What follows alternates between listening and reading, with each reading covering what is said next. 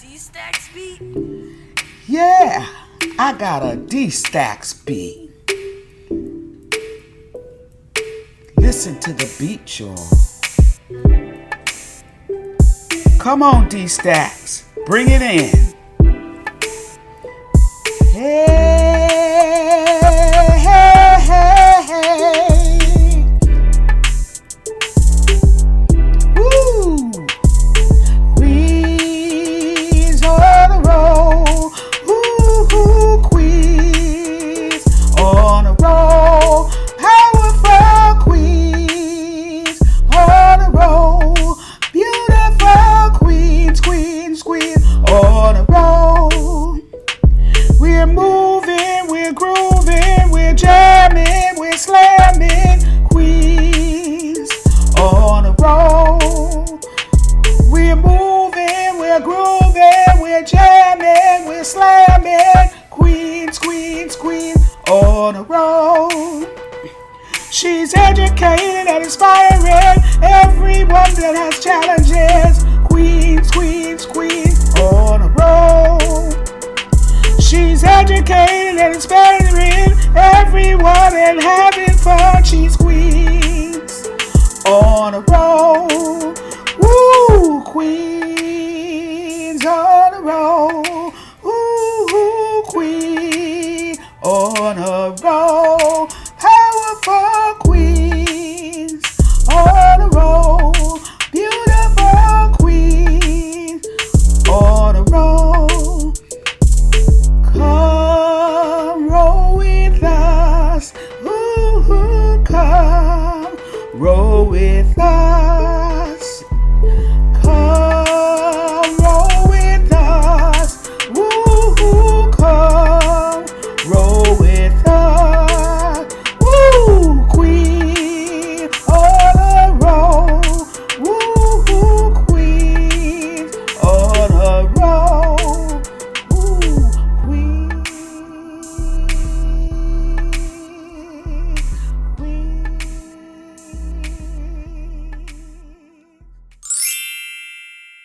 Hey everyone, and welcome back to Queens on the Road podcast. This is Latavia here, and before we get into today's episode, I have a few announcements to make. But first, It's time for roll call.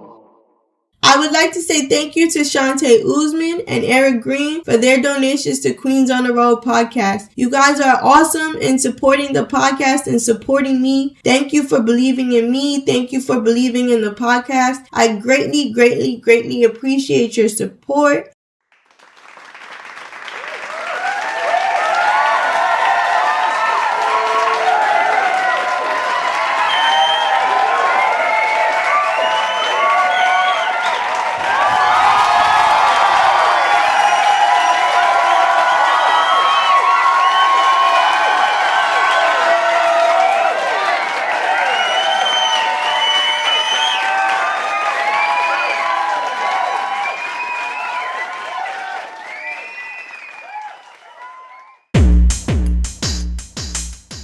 And I would like to say thank you guys for supporting me because I know I have been on a hiatus and it's been a minute since I put out an episode. And that is because your girl has been experiencing so many deaths between her friends and her families. And most recently, it's actually with a heavy heart that I have to announce that one of my previous guests, Ishmael Santos, sadly passed away on January 26th of this year. I have known him for 29 years. His daughters and I went to United Cerebral Palsy, and it was there my mom and him became fast friends. He was truly a dear family friend and like a second father to me. My prayers and condolences go out to his family and friends. Rest in peace, Mr. Santos. I love you so, so much, and I really, really miss you. So I have been struggling with so many deaths, guys, that it's just been hard to keep up with the podcast and hard to maintain. But I'm hanging in there. I'm doing well. And like I said, I thank you so much for all of your support. I have missed you guys so much. And I'm back now. So thank you so much again for just supporting me in this time off that I needed to take. And we are still on the roll. We're still rolling.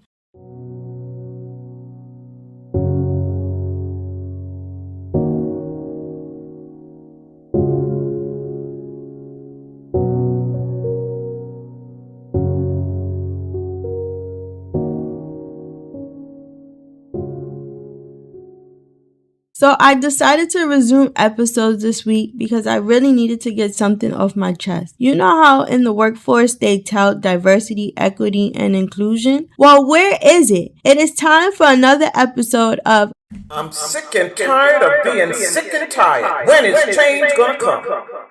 All right, let's roll. You got a D-Stacks beat? You got a D-Stacks beat? You got a D-Stacks beat?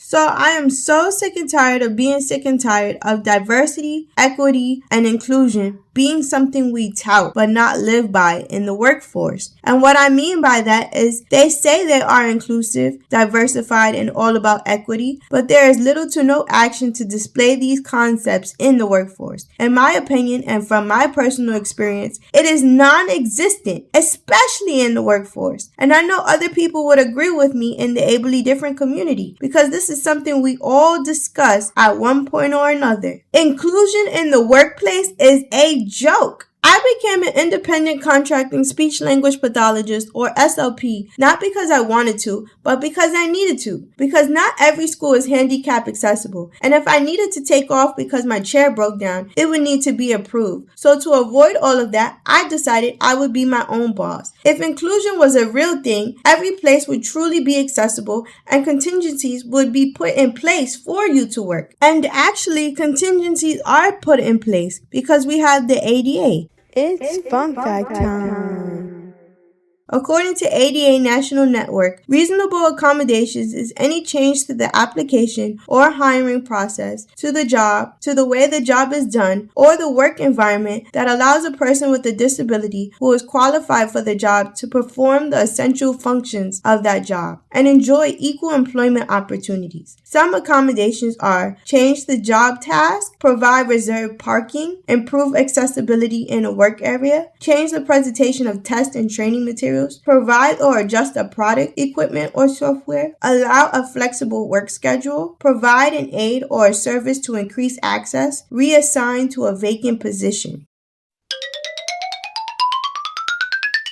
So if jobs are required to provide reasonable accommodations, why do we still have to advocate for things like a table and an assistant? It is not right and it is not fair. And you know what makes me even more frustrated? When you start a new job and have to get acclimated to the new job and the new job responsibilities while advocating for what you need, while our colleagues don't have to worry about that at all. It is super frustrating to me. And it needs to change. I don't know how we can change it, but I can tell you this, employers, it starts with you. If you hired someone who is ably different, sit down with them before they start the job and ask them, what are they going to need to perform the job to the best of their ability?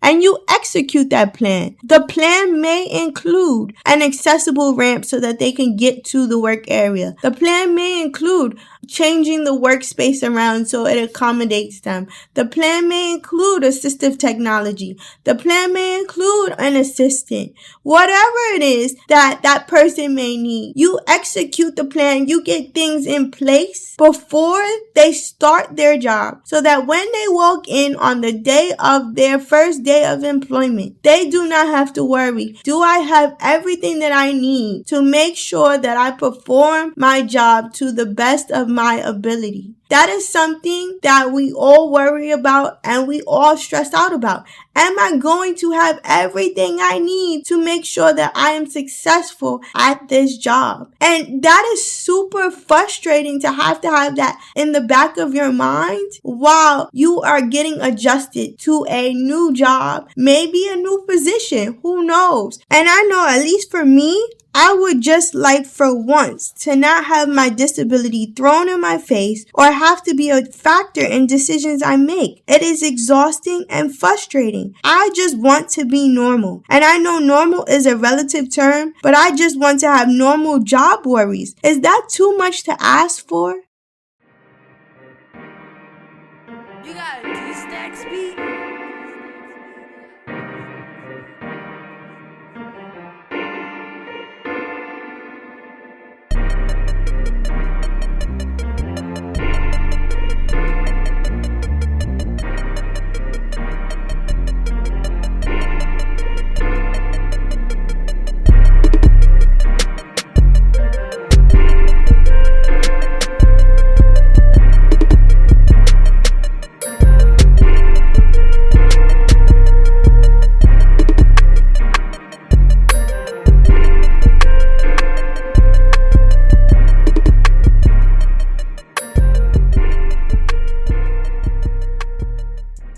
So I usually end my episodes with a quote of the episode. But since it is the last day of Black History Month, happy Black History Month, everyone! I decided to talk about a prominent person in Black history. And that person is Paul Revere Williams. According to NPR.org and ArchitecturalDigest.com, Paul Revere Williams was born in Southern California in 1894. He was the first Black architect to become a member of the American Institute of Architects in 1923, and in 1957, he was inducted as the AIA's first Black Fellow. Although his commissions numbered in the thousands, Williams' standouts include homes for icons like Cary Grant, Lucille Ball, Tyrone Powers, and Frank Sinatra, along with everything from an addition to the Beverly Hills Hotel to the Los Angeles County Courthouse and even the Beverly Hills outpost of Saks Fifth Avenue.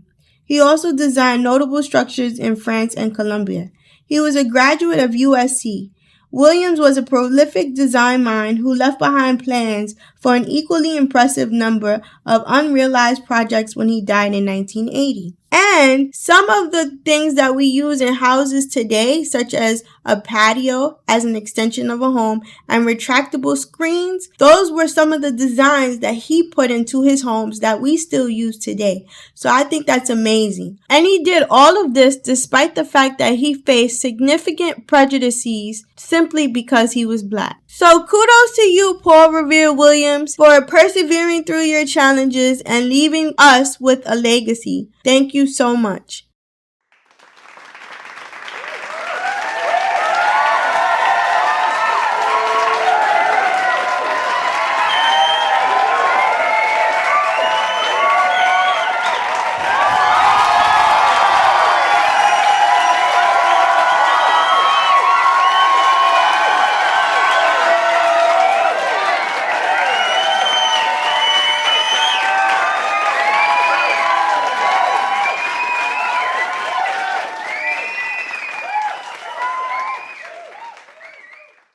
So that is all I have for you today, folks. Thank you so much for listening. Thank you so much for sharing. Thank you so much for subscribing. Please continue to run our numbers up. And if you have any questions for me, you can reach me at queensontheroad.podcast@gmail.com. Again, my email is queensontheroad.podcast@gmail.com. And if you would like to donate to Queens on the Road, I have a Patreon account. There's 4 tiers up there for you to choose from. I would greatly appreciate your support. All right, guys. See you next week. We are rolling.